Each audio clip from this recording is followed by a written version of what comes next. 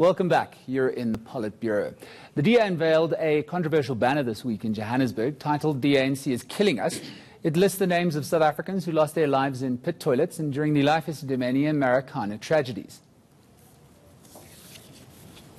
The poster didn't last long, though. A day later, people claiming to be family members of some Esidimeni victims, claiming to be the family of some Esidimeni victims, tore down the banner, attempted to tear the poster down, rather, in inner city Johannesburg. We've only got one job, which is to make sure all the people who are involved in murdering our people will be prosecuted. And I want you to know, now will not rest until this government is held to account. What this bullet does is to reproduce information that has been in the public that in the public domain for a long time. It hasn't done anything extraordinary to infringe the privacy of the families or the individuals. So, is the DA on point or tone deaf? Joining us in studio alongside Imran Fakir and Andy Rice is Makashila Ghana of the DA. Let me start off with you, Mr. Ghana. Why do you think and still continue to do so that this was a good idea? Thanks very much, Nicholas, and good morning to the viewers. I must say that the intention that we had as the DA was never to hurt the families of Marikana or Life Esidimeni. You know, this is something that we wanted to highlight in terms of the uncaring nature of the ANC government in South Africa. And if our billboard has hurt the families, we want to apologize and say that we did not intend any malice. You know, this was an honest mistake. And having interacted with the families before, as you might know, that last year on the 21st of March, we did put a plaque at the Talisman Foundation highlighting the untimely death of the Life Esidimeni patients, and also the work that we've been doing with the Marikana Fund. So this was never intended to cause any harm to the families, and for the harm that has been caused to the families, we want to apologize for that. But then we will continue to point out that what the ANC has been doing, it's literally to kill South Africans, deliberately so. We'll get to you in a moment to ask you whether or not that's an official retraction of this advert and that message. But let's bring in Brangu and Urice. What does this say about the DA and their branding? I mean, does this indicate a party that's not in touch with what South African society is about? Well, I certainly think it may indicate a party that doesn't have sufficient controls in the process of developing communication pieces like this. I think there's a big difference between strategy and execution that applies here. So strategically, was it a good idea for the DA to highlight deficiencies in the government's initiatives in the various areas that were included, in health and in labour? Probably fine to alert them, because that is an area of their weakness, and they must be aware of that. Was it a good execution to use the names of all of the victims without consulting the families to do so? Almost certainly not. So a good idea strategically can become a real liability executionally. Ibrahim, the DA has been accused of sabotaging itself unprovoked. Is this another case? I think so. I mean, I must start off by apologizing. I realized I wore the wrong color blazer. No need to apologize. Blue is the color. But look, the reality is, I mean, you know, the way in which it was executed was completely unseemly. The reality is this is not a public memorializing of what happened. So, for instance, if you're memorializing the Rwandan genocide, you wouldn't necessarily go about doing it in the way in which a private political party, for unseemly campaign purposes, for private purposes, for the contest of power, would actually do so. There are more creative ways in which it could have done. So strategically, I think Mr. Rice is correct. It's the right approach. But tactically, it went completely awry because it didn't follow internal, not just controls, but a workshopping of the ideas of how is this going to, in fact, land with the people who we intend this message to go to. And therefore, it does come across as insincere. Now, is there self-sabotage? Yes, but the ANC doesn't have grounds to complain here for two reasons. A, is that the Electoral Code of Conduct strictly only applies once an election has been proclaimed, and it hasn't yet been proclaimed. So they're going to make a meal of it, obviously, and they would be stupid not to, because I think the DA did mess up on this particular instance, not strategically, not on the point that they are trying to make, but the way in which they go about making the point. So is this an official retraction on your part? I mean, you're apologizing to anybody that was offended, but I don't see the EA coming out and putting in another poster. We, as I said earlier, that the families have come out and to say that they've been hurt by the billboard, and we are engaging with the families in the same way that we've always worked with the families, especially the families of Life Esidimeni. I've mentioned the plaque that we had put in memorial.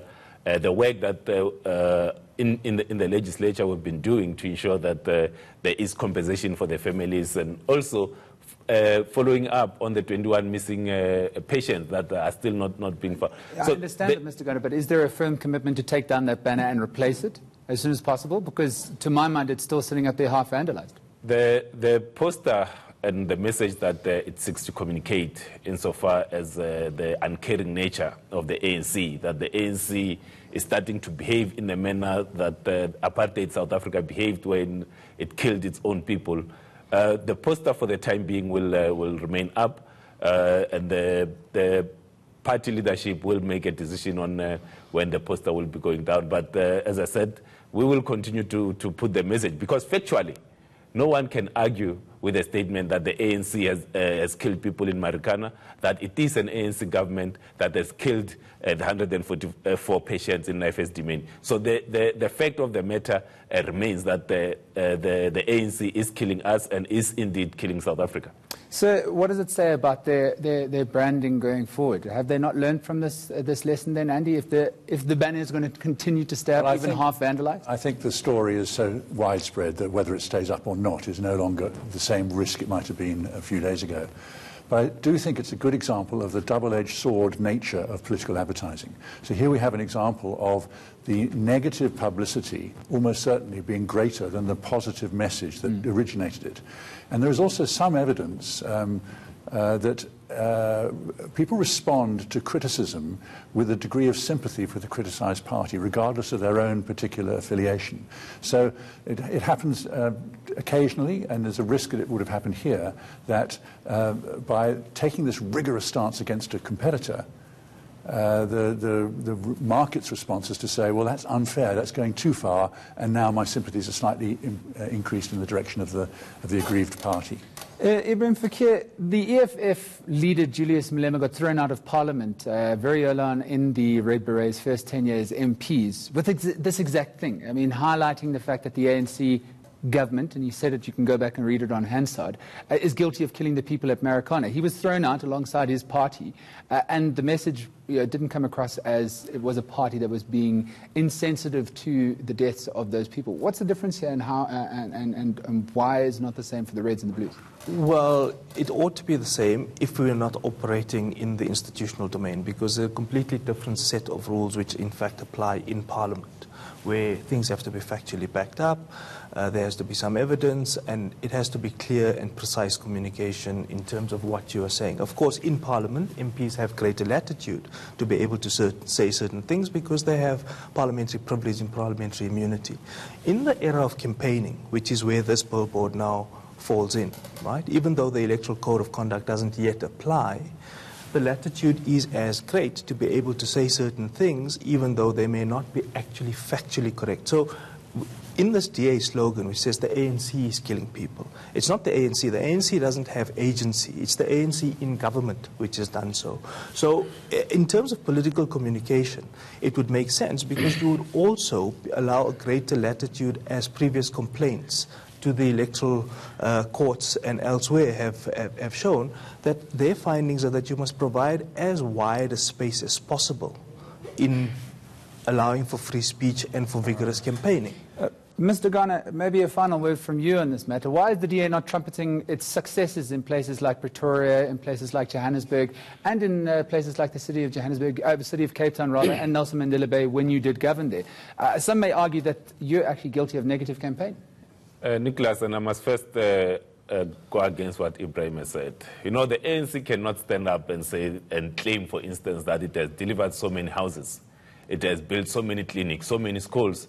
But then when it comes to the killing of the people in Marikana and Life Esidimeni, then it must wash its hands off and say that it's not the ANC. Because the statement that Ibrahim says is that no political party can claim, for instance. Mr. Gunn, I can't dispute that, but I want to know from you, why is the DA not trumpeting its successes in places it has governed? The campaign hasn't rolled out. The billboard was in memory of the lives that we have lost as a result of an uncaring government. Once our campaign rolls out, you'll see the positive difference that the DA government has made in Johannesburg, in Tshwane, in Midvaal, in the Western Cape, in other areas where the DA governs. So this billboard was in memory of the lives that we have lost as a result of an uncaring ANC government. Andy Rice, final word from you. Negative campaigning. I mean, are we going to see a change in the approach by parties like the DA, by opposition parties essentially calling out the faults of the governing ANC, or is it in a certain aspect a winning formula? There is a role for negative campaigning in politics. It does work, provided it's treated properly and people understand the negative possibilities. I do think, however, that all parties, but the DA would be certainly one of them, are guilty of not providing enough positive information. I mean, we see the same thing with Brexit in the UK. Labour is coming under increased criticism because they don't have a plan to counter the one they're criticising. And I think the same applies here. All right, gentlemen, thank you so much for joining us on the Politbureau. Coming up next, spinners and spanners. Donald Trump's bad spelling and grammar may just be making America great again.